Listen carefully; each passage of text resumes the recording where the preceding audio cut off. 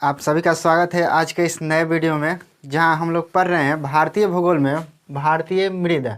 यानी इसके पहले पार्ट में हमने पढ़ाया है कि मिट्टियाँ के गुण और विशेषता। यानी कहने का मतलब है कि हम लोग डायरेक्ट मिट्टी के प्रकार नहीं पढ़ रहे हैं, जहां काली मिट्टी, लाल मिट्टी या लेटराइट मिट्टी हम लोग पढ़ेंगे तो वो डायरेक्ट नहीं पढ़ रहे हैं। उससे पहले मिट्टी की जो गुण और विशेषता होती है उसको अभी हम लोग पढ़ रहे हैं, जिसको पहले पार्ट में हम लोगों ने काफ़ी हद तक उसके गुण और विशेषता को देखा है। और ये भी देखा है कि मिट्टी को प्रभावित करने वाले कौन कौन से कारक होते हैं और मृदा के कौन कौन से संसाधन होते हैं। ठीक है, इसमें जो हम मृदा के संसाधन या कंपोनेंट्स ऑफ सॉइल जो बताए थे उसको आप डायरेक्ट डेटा टाइप का याद कर सकते हैं, उसमें कोई बहुत बड़ा चेंजिंग नहीं आता है। ठीक है, उसी तरीक़ा से आज के ये जो दूसरा पार्ट है इसमें हम लोग पढ़ेंगे कि मृदा जो होता है वो अम्लीय कब होता है और क्षारीय कब होता है। यानी अम्लीय और क्षारीय मृदा के बारे में आज हम लोग पढ़ेंगे। ठीक है, इसमें सबसे पहले हम लोग देखते हैं कि हाइड्रोजन आयन की मात्रा बढ़ने से अम्लीय मृदा हो जाती है। यानी जो मृदा अम्लीय होती है उसमें सबसे बड़ी खैसियत क्या होता है, तो उसमें हाइड्रोजन आयन की मात्रा बढ़ जाती है।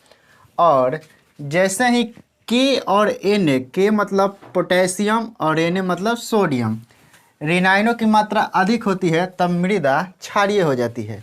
यानी कि ऐसा मिट्टी जिसमें पोटेशियम और सोडियम की मात्रा अधिक हो जाए वो जो मृदा होगी वो क्षारीय मृदा हो जाएगी। ठीक है, और यहाँ से अब हम लोग देख रहे हैं कि उदासीन मृदा क्या होता है। तो उदासीन मृदा जो होता है उसका pH मान 7 होता है। ये सब जो भी चीज़ है उसको आप डायरेक्ट याद कर सकते हैं, इसमें कोई बहुत बड़ा चीज़ नहीं है। यानी कि उदासीन मिट्टी की जो pH मान होती है वो कितना होता है, तो 7 होता है। जैसे आपको एग्जाम में पूछ देगा कि उदासीन मिट्टी की pH मान कितना है, तो वो 7 होता है। और दूसरे में अम्लीय मृदा जो होती है उसकी pH मान 7 से कम होता है। यानी 7 से कम 6, 5, 4 या 3.5 कुछ भी। लेकिन यहाँ पे हम लोग याद रखेंगे कि अम्लीय मृदा की pH मान कितना होता है, तो 7 से कम होता है। क्षारीय मृदा का pH मान 7 से अधिक होता है। यानी कि आपसे एग्जाम में पूछ देगा कि अम्लीय और क्षारीय मृदा का pH मान कितना होता है, तो आप यहाँ से डायरेक्ट बना सकते हैं। ठीक है, और उसके बाद है कि पौधे की वृद्धि के लिए pH मान कितना होना चाहिए, तो वो है 6 से 7.5 के बीच में। यानी कि यदि मिट्टी की pH मान 6 और 7.5 के बीच में है तब वो एक अच्छा मिट्टी माना जाता है। और उसमें जो वनस्पति होती है या पेड़ पौधे जो होते हैं वो काफ़ी अच्छे फलते फूलते हैं। यानी उनकी जो पोषक तत्व जो प्रदान होती है मिट्टी के तरफ से वो काफ़ी अच्छी होती है। कब, जब उसका pH मान 6 और 7.5 के बीच में रहता है। ठीक है, अब हम लोग देखेंगे कि जो अम्लीय मृदा होती है उसमें उसको कैसे उपजाऊ बनाया जा सकता है।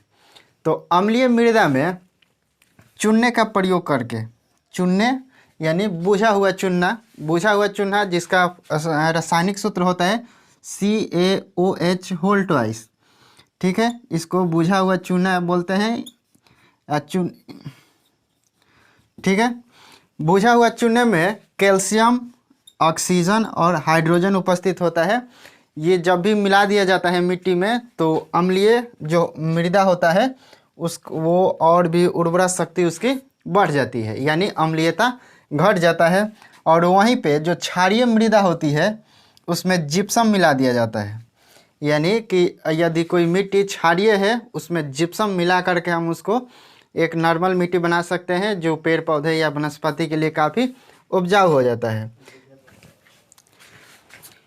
यहाँ पे हम लोग देखते हैं कि जिप्सम का जो रासायनिक सूत्र होता है वो क्या होता है। यानी जिप्सम में क्या क्या उपस्थित होता है, तो CaSO4.2H2O, ये है जिप्सम का रासायनिक सूत्र। यानी इसमें कैल्शियम, सल्फर और ऑक्सीजन और हाइड्रोजन जो होता है उपस्थित होता है। और इसकी मात्रा मिट्टी में बढ़ा करके मिट्टी की जो क्षारीय गुण होता है या जो क्षारीय मृदा होती है उसको हम लोग कम कर सकते हैं।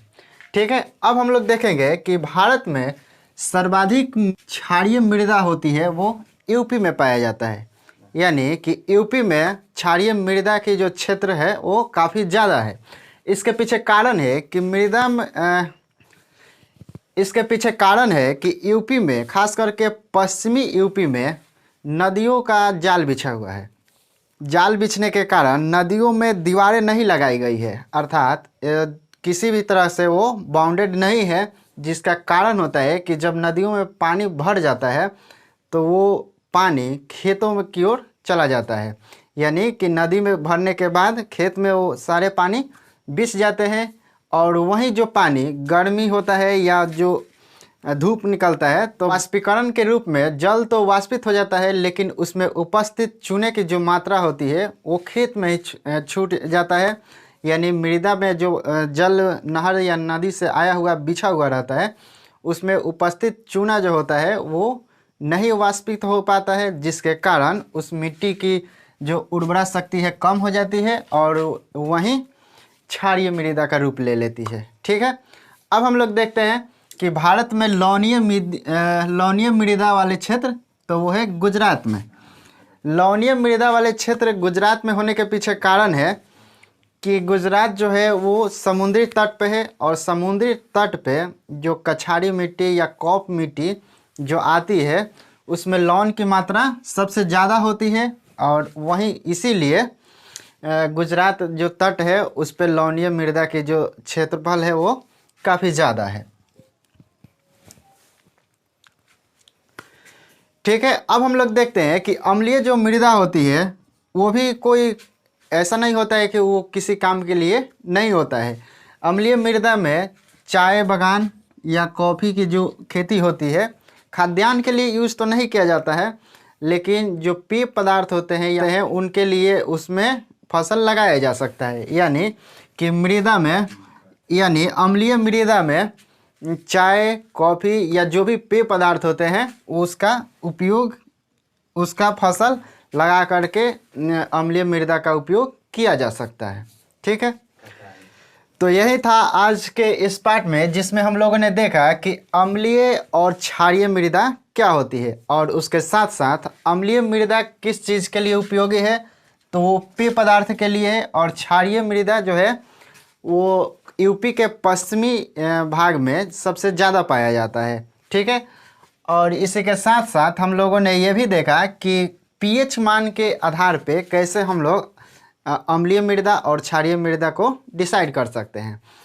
तो आज के इस पार्ट में इतना ही था। यानी अभी हम लोग जो पढ़ रहे थे कि मृदा की जो गुण और विशेषता है वो यहीं पे समाप्त होती है, और अब हम लोग इसके अगले पार्ट में पढ़ेंगे कि मृदा के प्रकार कौन से हैं। ठीक है, यानी मृदा के प्रकार में जलोढ़ मिट्टी, काली मिट्टी, लेटराइट मिट्टी या लाल मिट्टी जो है उसको अब हम लोग पढ़ेंगे इसके अगले पार्ट में। ठीक है, तो मिलते हैं इसके अगले पार्ट में।